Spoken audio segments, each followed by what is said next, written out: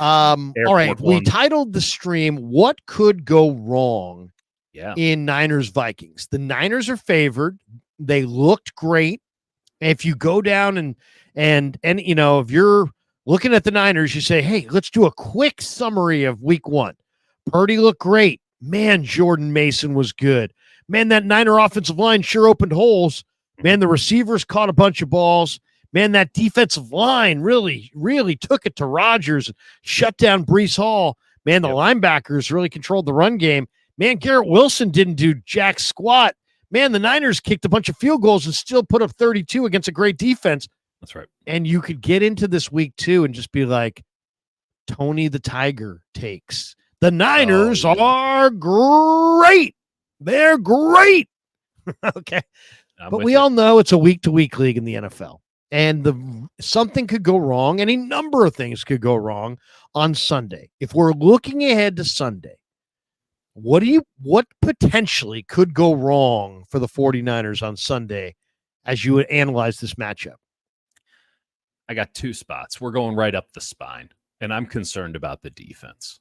I'm concerned specifically about Devondre Campbell. We saw it a little bit in that game. The Jets' offense is too poorly coached and too poorly executed by their quarterback to have taken advantage of the opportunities that may or may not have actually been there, but certainly flash the potential of being problematic. We saw the issue when you go to the linebacker core. Fred Warner was immense, Hall of Fame player, Hall of Fame performance. Talked to Patrick Willis about it after the game. He was saying that he's envious of Fred Warner and how he plays linebacker. That man is in the Hall of Fame as a linebacker. So clearly Fred Warner had a very good game. I don't need to tell you that. Just listen to Patrick Willis. He was the highest graded PFF grade too, whatever that's worth. And yeah, for whatever that's worth. But I mean, hard to give him anything other than an A+ in my grade book. So how much was he covering up for Devondre Campbell? Watching it back, it was a little bit. Fred was the target of inside zone run after inside zone run, right? You take one linebacker, you uncover another, you let the running back read the gap. And Fred, anytime one of those Jets offensive linemen, be it a center or a guard, was trying to get to the second level to get to Fred, he just jiu-jitsu'd him. You just didn't touch him. It was unbelievable. This man was being blocked at play after play after play, and he never got blocked. He was flying around with a man with his hair on fire. He can continue to do that throughout the rest of the season, and we never think about Devondre Campbell again. But if someone can get a hat on that guy, and I'm not sure the Minnesota Vikings are the team capable of doing that, but they're much better coached with Kevin O'Connell. If you can actually block Fred Warner, now Devondre Campbell has to be the run filler, and my concern beyond that is Kevin O'Connell.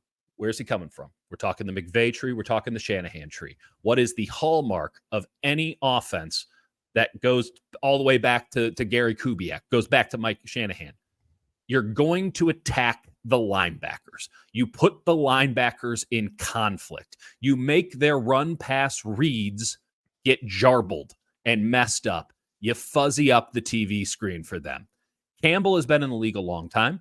Yep. He was at one time an all-pro player. He looked slow and indecisive in the game against the Jets. It wasn't a problem until it is. And I think this week, with an offensive coordinator and Kevin O'Connell, who knows that that's the weak point, with a receiving core that can come over the middle, with a quarterback who's just going to give to his offense whatever Kevin O'Connell tells him to give, and looked like he could execute it against a god-awful Giants team. My concern is number 59 on the defense, just getting taken again and again and again, both in the run game and the pass game. That's where I lie first. Here's my big concern. My big concern is that week one was a big fucking mirage. Yeah, that's fair. You know, that's my big concern. And you say, Krug, God, that's overly negative. Let me explain what I'm talking about here. The Jets suck. There was one overwhelming part of Monday night, and that is that J.P. Mason got 28 carries and ran for 147 yards. And the Niners totally dominated the time of possession, and they just ran it down the Jets' throat. Yep. Okay, it was one great thing, right? The Jets could not stop the Niner run game. Yep. So when you look at that on paper, you say, okay, true. What was the direct impact on the game of Jordan Mason dominating the way he did? Yeah. And to me, it was the direct result was that the Niner defensive line barely was on the field at all. Bosa played 48 snaps. That was a full boat, but Floyd played 34. Collins played 37. Yeah. Hargrave played 32. They averaged, they averaged whatever it was, 34, 30. Yeah, that's hardly, that sounds like 3/4 of a football game at best. Yeah, we're talking about 35,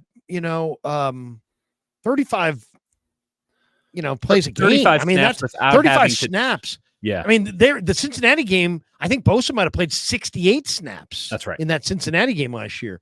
So my question is this. I mean, and I asked Sorensen, I said, well, you got to be thrilled with that. And then also, was this by design? Did the Niners come out and say, you know what? No Drake Jackson and no Yatir Gross-Matos, and we're a little thin up front. Let's play complementary football, run the hell out of it, and save our defensive line, because running it as much as they did, that was the impact.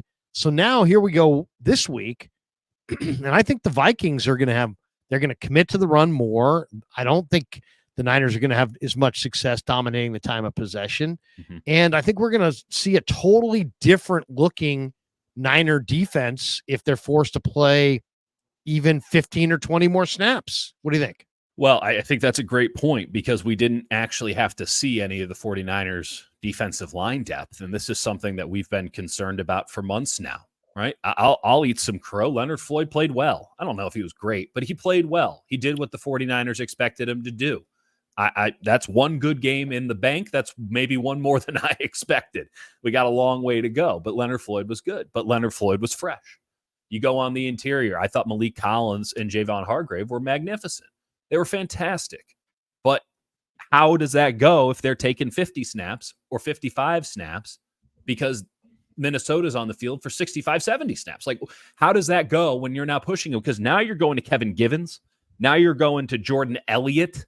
Now you're getting Sam Aquanu on the field. Robert Beal was less than a negative on Monday Night Football. The depth of this defense. He didn't play hardly at all. I mean, his snap count. His snap Beal count only played 6 snaps. And they were all bad, Larry. I'm telling you right now. I keep an eye out for him because I'm interested in ever seeing something that resonates with me, just in a good or a bad way. And it all resonated bad. You could say blowout game, whatever. Robert Beal gave you nothing. And now, yes, Yetur Gross-Matos looks like he might be in. I don't know what he is. I think it's a win. I think it's a win for the 49ers. And that's one more body, which is a positive. But again, the defensive line depth is questionable at best. And they didn't have to test any of it in week 1. It will probably get tested in week 2. Can I throw another thing at you, Larry? Please do. Brian Flores is a crazy man. Now, I don't know about him as a person. Seems like he's not that cool of a guy. But he does a lot of the things that really messed up Brock Purdy last year. You think about Brock Purdy's 2 worst games. You could argue it was Minnesota, and it was certainly the Baltimore Ravens, Mike McDonald's defense. What do those guys do? They throw a lot of dudes on the line of scrimmage, and then you don't know who's coming and who's going. They force you to diagnose chaos at the line of scrimmage as a wide receiver, or as a quarterback, I'm sorry to say. I don't think Minnesota has the defensive personnel, certainly not as the same team they had last year, certainly not of the Baltimore Ravens of last year, but they got enough guys, right? With a Harrison Smith, with a Van Ginkel, they got Stephon Gilmore for some reason. Like, there's enough guys there that they can execute a chaos game plan at a decent enough level. I need to see Brock Purdy, and I expect that he could do it because I don't think there's anything Brock Purdy can't do at this juncture. But I still need to see him go out there and carve up a defense that is predicated on multiple looks, A, B, C gap fills, just absolute chaos. I haven't seen it yet. It's been a short career for Brock Purdy, but I haven't seen it yet. And that is something that could loom very large come the end of Sunday's game. People in the chat are saying the obvious ones. Hey, Justin Jefferson didn't play last year. and they still beat the 49ers. Butthead said Aaron Jones killed us in the playoffs last year. Aaron Jones has had an awesome game against the Giants. I want to be clear about this. The Giants' defense is as bad as their offense, and their offense is abysmal. You have Dexter Lawrence inside. That's not bad, right? That's it. Brian Burns was a non-factor in that game. That team looked like they were quitting in week 1, Larry. It was ugly. The Giants are bad. I mean, the Giants are leaning on Daniel Jones, and they just can't score at all. And that's a big part of it. Negative aura, as the kids would say, from the Giants right now. But I thought it was actually the offense was abysmal. It's pretty obvious as to why. They don't have a quarterback. At a certain point in the first quarter of that game, Brian Daboll tried to kill his quarterback by just having him run on designed keepers. That was their new offense. We're going to just see if Daniel Jones can go out there and get injured. So that was really fun to watch. But their defense was just as bad, in my estimation. I've watched that game now twice. I don't really know what I can glean from it other than the Giants are absolutely awful. And Minnesota, much like some of these college football teams that go up against, hey, USC is going to play UC Davis. No offense to the Aggies, but the difference. You know how this is going to go. It's just a question of how many points the Trojans or the Beavers or the Ducks are going to beat them by. And that's what it looked like when I was watching Vikings and Giants. It looked like a Big 12 SEC team going up against some twice directional school. Chattanooga versus Tennessee. How do you think it looked? It looked like Vikings and Giants in week 1 of the NFL. That's what it looked like. So what did we really learn about the Vikings? Probably nothing that we couldn't have already surmised before the season started.